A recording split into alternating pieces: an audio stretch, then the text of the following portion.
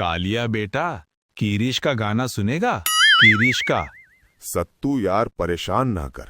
3 दिन से हम लोग चिप्सोना के आलू खाने के जुगाड़ में लगे हुए हैं और तू हमें किरिश का गाना सुना रहा है यार। आलू खाने का जुगाड़ बता, जुगाड़। तब तो इस जंगल में तुम्हारी मदद बस एक ही कर सकता है, धीरज गधा। सत्तू कभी झूठ नहीं बोलता है। चलो एक बार देखते हैं ऐसी क्या खास बात है उस धीरज गधे में। बहुत समय पहले घने नीलगिरी जंगल के एक कोने में बुद्धूराम नाम का एक गधा रहता था। वो दिन भर भारी बोझ ढोता और कड़ी मेहनत करता था। उसका एक ही सपना था, अपने बेटे धीरज को शिक्षित बनाना। उसने अपनी जिंदगी की सारी जमा पूंजी जोड़कर धीरज को शहर के सबसे बड़े गुरुकुल में पढ़ने के लिए भेज दिया। गुरुकुल में आचार्य ने धीरज का स्वागत किया। धीरज बहुत जिज्ञासु था। उसने अगले 15 वर्षों तक आचार्य की देखरेख में चाणक्य की नीतियों, अर्थशास्त्र और जीवन के गूढ़ रहस्यों का अध्ययन किया। उसने सीखा कि संकट के समय बुद्धि ही सबसे बड़ा हथियार होती है। 15 वर्ष बीत गए और धीरज अब एक विद्वान बन चुका था। उसके पास डिग्रियां और ज्ञान तो था, लेकिन जब वो अपने घर लौटा तो उसकी आंखों में आंसू आ गए। उसका घर जर्जर हो चुका था। उसके पिता बुद्धूराम बूढ़े और बीमार थे और घर में अन्न का एक दाना भी नहीं था। बुद्धूराम ने कांपते हाथों से धीरज को गले लगाया। उन्होंने कहा, बेटा, मैंने अपनी सारी पूंजी तुम्हारी पढ़ाई में लगा दी। अब मेरे पास तुम्हें देने के लिए कुछ नहीं बचा। 3 दिन भूखे रहने के बाद उसके दिमाग में एक विचार कौंधा। गुरुकुल में मैंने जो ज्ञान हासिल किया वही मेरी सबसे बड़ी पूंजी है, क्यों न इसे बेचा जाए। अगली सुबह जंगल के चौराहे पर बांस और पत्तों से बनी एक छोटी सी दुकान खुली। उस पर लिखा था, अक्ल की दुकान, हर समस्या का समाधान। 2 दिन तक दुकान सुनसान रही। जानवर हंसते थे। लो भैया, कर लो बात। गधा अकल बेचेगा, ये तो उल्टी बात है। लेकिन तीसरे दिन हाफता हुआ एक मोटा जंगली सूअर कालिया वहां आया। उसके शरीर पर पत्थर के निशान थे। सुनो धीरज भाई, क्या तुम मेरी मदद कर सकते हो? मैं जब भी किसान के खेत में घुसता हूँ तो कभी किसान तथा कभी उसका कुत्ता मुझे दौड़ा लेता है। भूख के मारे मेरा हाल बेहाल है। कुछ उपाय बता सकते हो? धीरज ने शांत भाव से कहा, चाणक्य नीति कहती है, कार्य शुरू करने से पहले उसके परिणाम का विश्लेषण करो। अर्थात खेत में घुसने से पहले देखो किसान कहाँ है, कुत्ता कहाँ बंधा है, भागने के कितने रास्ते हैं। कालिया ने पूछा, और फिर अंधेरे का फायदा उठाओ। चांदनी रात में जाओ, किसान तुम्हें ठीक से देख नहीं पाएगा। कालिया ने वैसा ही किया। अगले दिन वो 15 आलू लेकर आया। वाह धीरज भाई, तुम्हारी तरकीब तो काम कर गई। मैंने पहले सब देखा, फिर काम किया। आज पेट भर आलू खाए और किसान की आंखों से ओझल रहा। ये मैं तुम्हारे लिए 15 आलू लेकर आया हूँ। कालिया की सफलता की खबर आग की तरह फैली।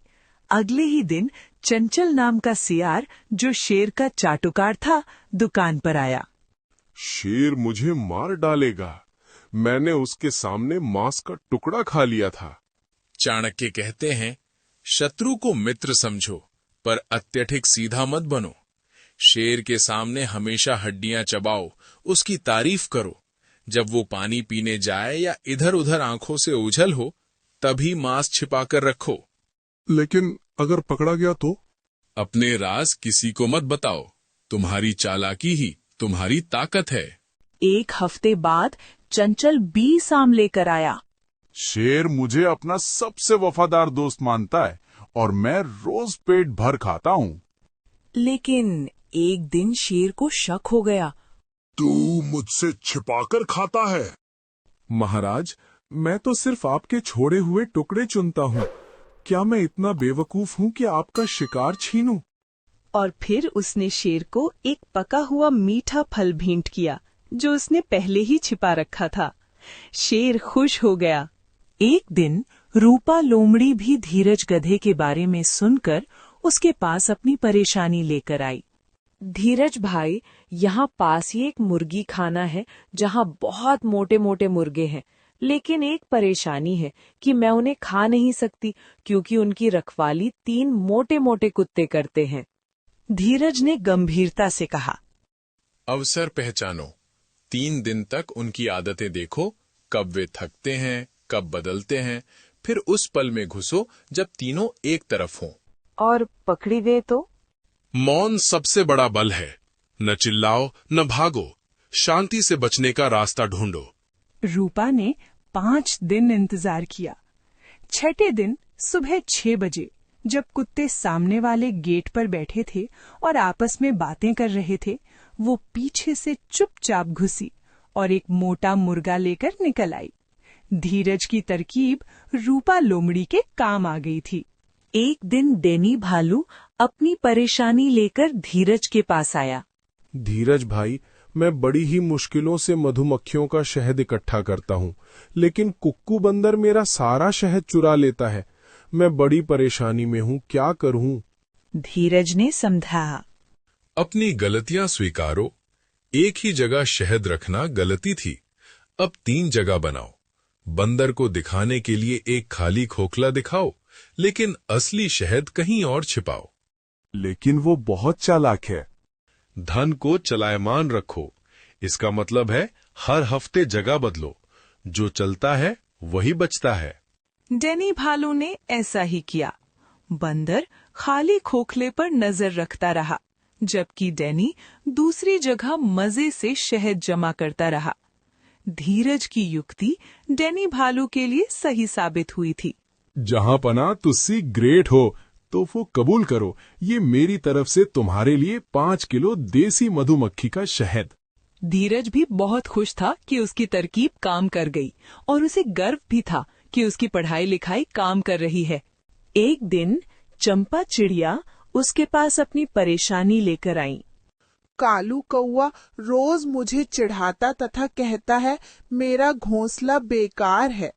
मैं हार मान लूं, मुझे कुछ नहीं आता है। चंपा, लोगों की बातों से डरो मत और ना ही परेशान हुआ करो। कौआ खुद कचरे के ढेर पर रहता है, तुम्हें क्या सिखाएगा? तुम अपना काम पूरी लगन से करो। लेकिन वो रोज ताने मारता है। मौन सबसे बड़ा बल है, उसे जवाब मत दो। तुम्हारा सुंदर घोंसला ही तुम्हारा जवाब होगा। चंपा ने हार नहीं मानी। 1 महीने बाद उसने जंगल का सबसे सुंदर घोंसला बनाया। कौआ अब चुप था। चंपा मीठे बेर लेकर आई। तुम्हारा बहुत बहुत धन्यवाद धीरज, तुमने मेरा आत्मविश्वास वापस दिलाया। मेरी ओर से तुम्हारे लिए ये छोटी सी भेंट। एक दिन सभी जानवर इकट्ठे हुए। कालिया बोला, धीरज भाई, हम सबकी जिंदगी बदल दी आपने, लेकिन एक सवाल है, ये ज्ञान आप सबको क्यों नहीं सिखाते? धीरज मुस्कुरा रहा, क्योंकि योजनाएं गुप्त रहनी चाहिए। अगर सब होशियार हो गए तो जीवन की चुनौती खत्म हो जाएगी। ज्ञान उन्हें दो जो सच में चाहते हैं, मेहनत करते हैं। उस दिन सबको समझ आया, असली ज्ञान वो नहीं जो सबको मिल जाए, बल्कि वो जो सही समय पर सही व्यक्ति को मिले। धीरज ने साबित कर दिया कि उसके पिता का हर पैसा सही जगह लगा था। ज्ञान ही सच्ची संपत्ति है और वो संपत्ति कभी चोरी नहीं हो सकती।